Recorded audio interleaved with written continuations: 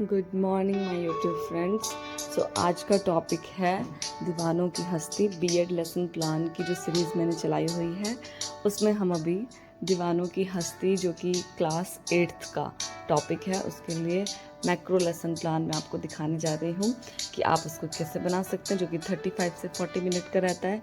सबसे पहले हम इसमें लिखते हैं अनुदेशनात्मक उद्देश्य।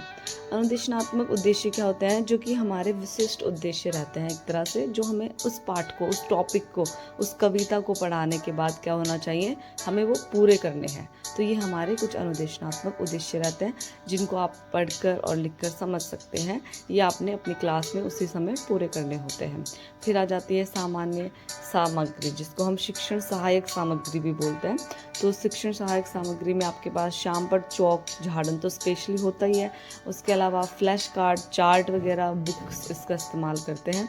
और तत्पश्चात और शिक्षण सहायक सामग्री के बाद आपके पास पूर्व ज्ञान परीक्षण जो आप लेते हैं बच्चों का, कि आप बच्चों से उस कविता से संबंधित कुछ प्रश्न पूछते हैं कि बच्चों को कुछ ज्ञान है ना, जिसमें आप क्या करते हैं, प्रस्तावना प्रश्न पूछते हैं, है ना।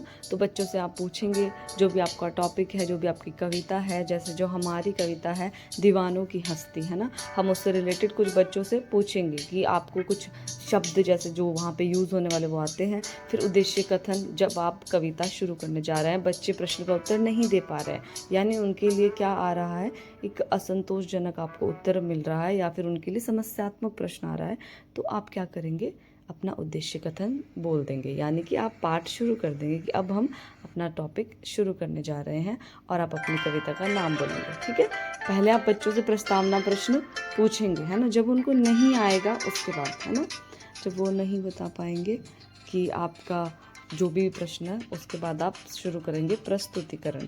प्रस्तुतिकरण में आप पूरा पाठ शुरू करेंगे जो भी आप पढ़ाने जा रहे हैं बच्चों को।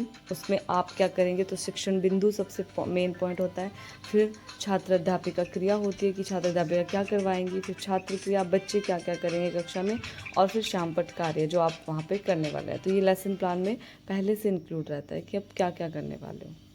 तो इस तरह से आपका कुछ प्रस्तुतिकरण रहेगा।